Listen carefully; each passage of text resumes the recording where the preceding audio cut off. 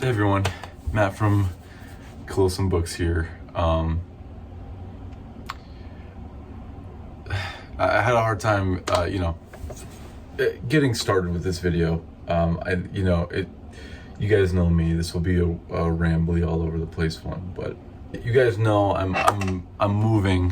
I'm leaving New York for a job opportunity that was just a couple reasons. One, it was just in my field in academia, it was just too good of an opportunity to pass up. And those of you in academia know, once you get a good opportunity in academia, you just gotta seize it. It's just how it goes. So it was too good to pass up, and I am moving to the south. It can be quite different than it is over here. And I'm packing. I'm moving next week. I'm moving next Friday.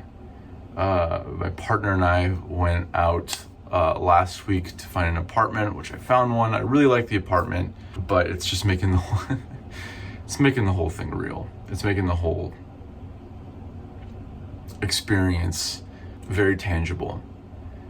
So tangible that it's in front of me, and I can't not think about it anymore. Long-winded way of saying I'm packing now. I'm packing all my books up. Today's the day I pack up my books. I got some boxes, and I thought, like, as I'm going down this trip of packing up my boxes, thinking about the books I love, the books I've recently picked up, take you through that journey, talk about some of the books that are like a standout to me. It's been such a weird experience getting ready to leave. I love it here. I love New York. I never thought I'd leave, but it is what it is. Gotta grow up. And, I'll be back. So if you like this background, I like it too. This is where I read. This is the last video at this background. So if you were here, this is my first year of BookTube, but if you were here and you recognize this background in the future, that means you were here from the beginning. So that's pretty cool. So this is the last time you'll see this background, and served me well my first year of BookTube. So, but I thought I'd talk to y'all about some of the books I've picked up recently, and some of the books I have here that might be interesting to you guys, and some of the books I've read recently as well. But before I get started, I can't, I'm packing up my books. I can't talk about books too much in the next video. So my next video will be a Q&A. I know in BookTube it's a tradition usually that after 1,000 subscribers you do a Q&A. The next video will be a Q&A in my new apartment, just because it'll be easy to make. I think it'll be fun to answer your questions. I get a lot of questions in the comments that I don't always have time to get around to. For the Q&A video, which will be this next video, and the new apartment, which will be fun, drop your comments down below, your questions for that video down below. I'll also make a couple of community posts to remind you and to ask, and you can ask your questions. Okay, so Q&A video, drop your comments or your questions for the Q&A down below, and let's go down this trip together. Okay. Anyway, in my last video, so talking about books that I've been reading lately or I've read lately, I'll just get my Infinite Jest part of the video over with. I am much further in the book now. By the end of this week, I'll be around page 700, which means I'll probably be finishing this book within the next couple weeks, which is great. What a journey this book has been. So many ups and downs with this one. There are parts that are just genuinely the best literature I've ever read, and there are parts that are just such slugs that I cannot wait to be done with this book. So either way, I'll be glad to be done with this book, and I'm glad I read it. I am very glad I read it. Would I recommend it to someone? Maybe not. I feel like the best part about this book is talking about this book with other people who have read this book. I mean, a lot of people have read it, but it's not easy to find people in your friend circle or whoever who have read it and have read it, recently enough to discuss it as well as you want to discuss it. That's why I'm so lucky I've been reading it with my cousin. We've been doing weekly check-ins and bi-weekly meetings, buddy read meetings about this book. Also, I failed Big Book Summer. I didn't finish by September 2nd. I might not even finish this book throughout October. So I'm sorry, Sue Jackson. I loved the challenge, but I may bit off more than I can chew, especially seeing as I was finishing my dissertation and finding a place to an apartment. Moving states is what I'm trying to say here. I had a lot going on, but big book year, big book 2024, I guess. That being said, loving it so far. Mixed bag, but overall I do love it. I am glad I read it, and the characters become so much more enriching as you go through the book. There are some parts that be like, every time I get to it, I'm like, all right, well, let's just get through this part, but they end up being rewarding in the end. So that's my update with Infinite Jest. I'm almost done. I'll be done in a couple weeks.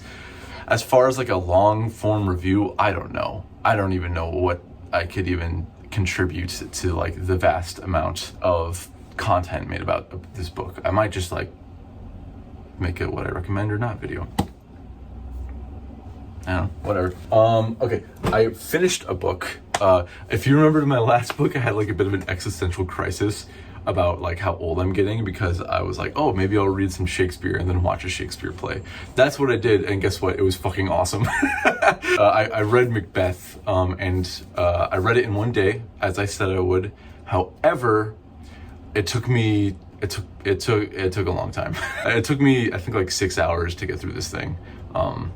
I just wasn't used to the Shakespearean language. It's tough at first, but like as you get through it, as you get used to it, it's just beautiful. It's just like it. Not to sound like pretentious or anything, but just the phonetics of the language is just by itself just so gorgeous. It's Shakespeare wrote a lot of this with the way it audibly sounds in mind, so reading it out loud is very nice. It feels like it reads very like it's very satisfying. Some of the lines in this book, definitely devastating, definitely sad and a tragedy. And to me, it a lot of this kind of speaks to like human nature, like the pursuit of power, and like not just power, but like your first, like a lot of people's first instinct in order to achieve a goal is like nefarious, you know what I mean? Because like, I mean, I'm sure a lot of you know the three witches give Macbeth a prophecy, and his first instinct was like, well, I gotta kill someone to do this, but they never said anything about that. They never said you had to do that. And just kind of the weight of guilt, I think that Lady Macbeth, what a character, what sick lines she has. Let me pull one out. Now that I'm here, I'm gonna pull one out. The raven himself is hoarse that croaks the fatal entrance of Duncan under my battlements. Come, you spirits that tend on mortal thoughts, unsex me here, and fill me from the crown to the toe, top full of direst cruelty. Make thick my blood. Stop up the access and passage to remorse, that no compunctious visitings of nature shake my fell purpose, nor keep peace between the effect and it. I'm sick. That's so sick. Anyway, really enjoyed it. And then what I did was I watched that very recent adaptation of Macbeth by that it's got Denzel Washington in it. Fucking incredible. It was so good. I'm not like I mean, based off that reading, you can tell I'm not a theater person. I never have been. I have a lot of respect for it, but it's just never been my thing. So I don't know how well it holds up in like the eyes of like the theater people, but personally, I found it amazing. I found it so good. It made like a lot of that Shakespearean language very interpretable, like a lot more understandable, a lot more accessible. Everyone in that movie, in that play, everyone acted their ass off. They were all so good. Like Denzel was amazing, but like the person who played the weird sisters blew my mind. So good. I can't believe how good she was. Apparently she's like a Broadway legend. I'm sorry her name is escaping me, but unbelievable. Lady Macbeth, Macduff, the people who played them did an amazing job. It's just, you should check it out, whether or not you reread this. I would recommend, make a day of it, read this book, watch the movie. It's great. As I go through my bookshelf, I want to share with you the book that's shaped my reading taste the most. That's, As He Lay Dying by William Faulkner. This book is, I gotta say, like, I was between whether it's Song of Solomon, whether it's Lord of the Rings, whether it's this book, but this is the book that I just have an undying amount of love for. I've reread it a bunch of times, and like, if you were wondering why my taste in literature is what it is, you can thank this book. I think that, like, as far as Faulkner, it's pretty accessible for Faulkner. It's short. I think a lot of people don't like this book because it's taught in high school, which that you should not be teaching this book to high schoolers, and like they get like 2 weeks to read it and analyze it. Like, come on. I think that if you want to get into Faulkner, this is a pretty good start if you're okay with like more experimental, crazy writing. He definitely has more like accessible books that are more straightforward narratives. But if you are into the weird stuff, this is a good start, I would say. Take your time with it. Don't blaze through it so fast. Read it, spend time with it. There's so much to digest, so much to dissect with this family and their interactions and how they deal with grief. Beautiful book, unbelievable book. I find myself rereading chapters, particularly the Addie chapter, over and over again. This book has done so much for me in my life, and I recommend it if you are okay with being frustrated and confused for a little bit. Go ahead. So if that was one of your questions in the Q&A video coming up, like what's my favorite book of all time, here it is. You can ask it again because I'll go more into depth why I love this book in that video probably. I think it's funny that like you can tell how much time is like taken in between each video I make, because like 2 videos ago I was like clean shaven, and then like the last video I had like the starts of a beard, and now I have like a beard. I think it's funny. Okay, anyway, other books I've picked up. A book that was gifted to me for my, I don't know, a parting gift, leaving New York gift by my cousin. It's one of his favorite books. It is a Russian classic, maybe a lesser known Russian classic, but it is Oblomov by Ivan Goncharov. I'm not sure if I'm saying his name correctly. The Immortal Hero of Laziness. He's just like me, for real. This is my cousin. He said it's maybe his favorite book. It's one of them. It's a book that is really emotionally connected to him, he feels. This is his copy that he gifted me, so it's a big thing. It's a really, really thoughtful and nice gift. And he told me that it's one of his favorite books. It's done a lot for him as he's read it. And it was a very comforting read for him, which I need right now, going through a lot of life changes and transitions, and I need something that's a little bit more comforting and something I look forward to bringing with me at the end of the day and reading. That's why I've been like wanting to reread Lord of the Rings so bad, because it's such a comforting and familiar experience. As I Lay Dying is a familiar experience, but not a very comforting one. But Lord of the Rings is. That's why I've been watching so much more Lord of the Rings content, and me and my partner just watched Return of the King together, and she loved it, which was awesome. It's her first time watching. Anyway, that is to say, this book is going to be great as my transition into a new life. I'm looking forward to reading it. It reminds me of my cousin, reminds me of my family. So, Oblomov by Ivan Goncharov. Apparently, Leo Tolstoy's favorite book, which is crazy. Leo Tolstoy's favorite book, and I hadn't heard about it until my cousin brought it up. He picked this book off based on its cover, right? He's like, oh, this cover looks good. Read it, and he said it changed his life. So there we go. Oblomov by Ivan Goncharov. Keeping the theme of Russian literature, the next buddy read with my cousin, who also gifted me that book, is going to be Crime and Punishment. So I picked up the Everman edition, the hardcover edition, because it was on sale, and I think it looks really, really pretty. Like, look at it without the dust jacket. Look at this maroon. Oh my god. Ugh, I love it. I might get rid of the dust jacket because I love this red book cloth so much. It's so good. Anyway, it was on sale. It cost the same amount as the paperback, so I grabbed this one. Crime and Punishment by Dostoevsky. Obviously, I got the Pevier, and Volohansky translation. I didn't know what translation to go with. I was thinking the Macduff translation, but there's like the Macduff editions they only have the Penguin Black Classics, which those books, I love the way they look, but they fall apart really easily. Or they have like the cloth bound Classics edition, and that's just not a very great reading experience.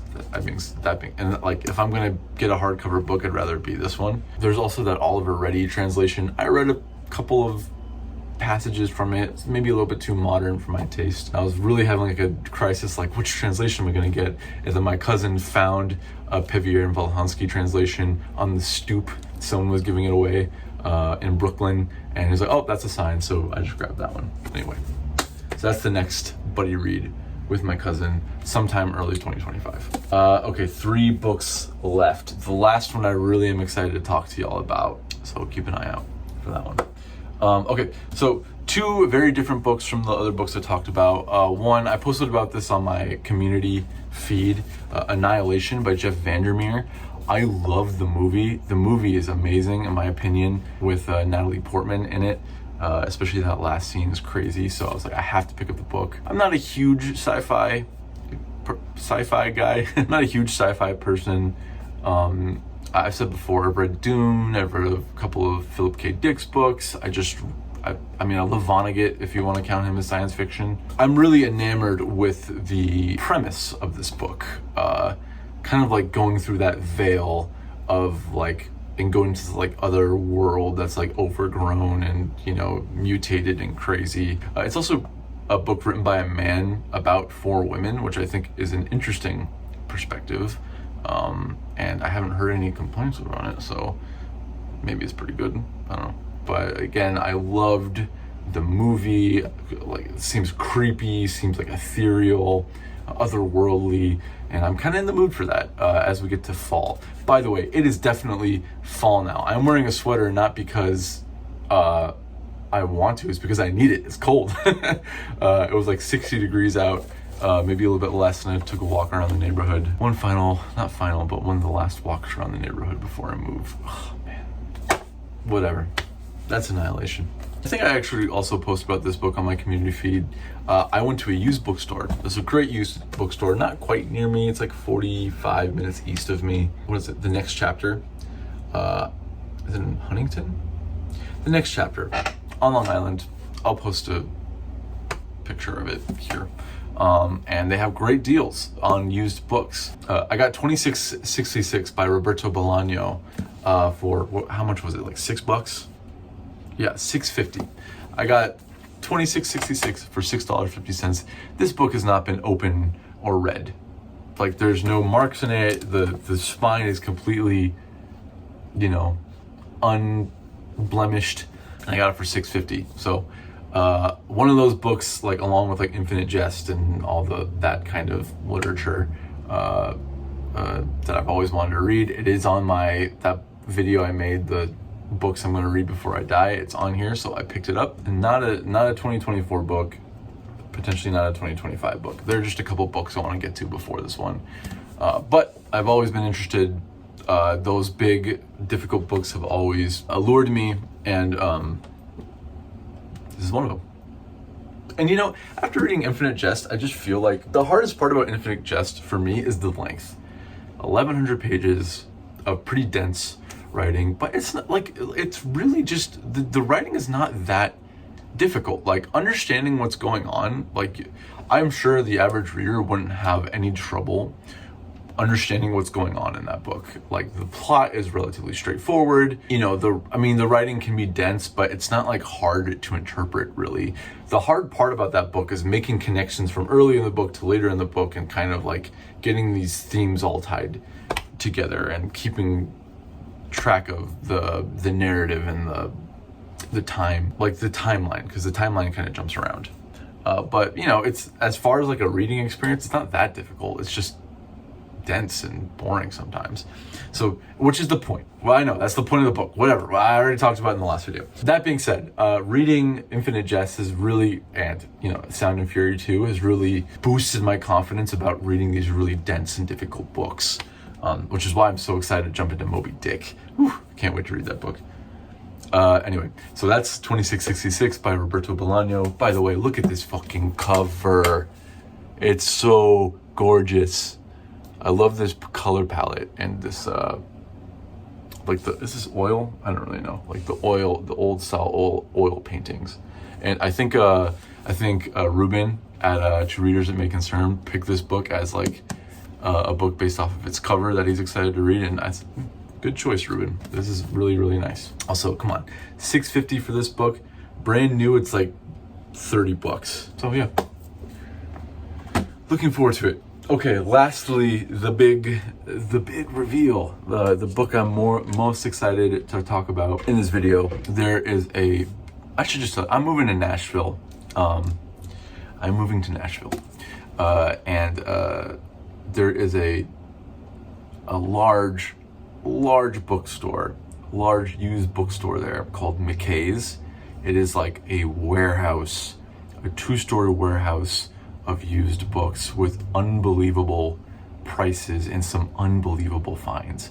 I found a first edition, I don't know if it's first edition, but I found a hardcover copy of Mason and Dixon for $8, which is unreal.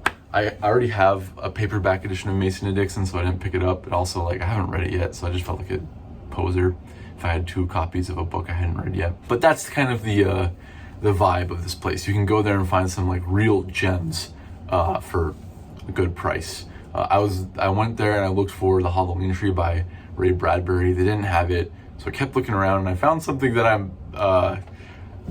makes up for that. And I found a 1991 edition of Jazz by Toni Morrison. I think one of my commenters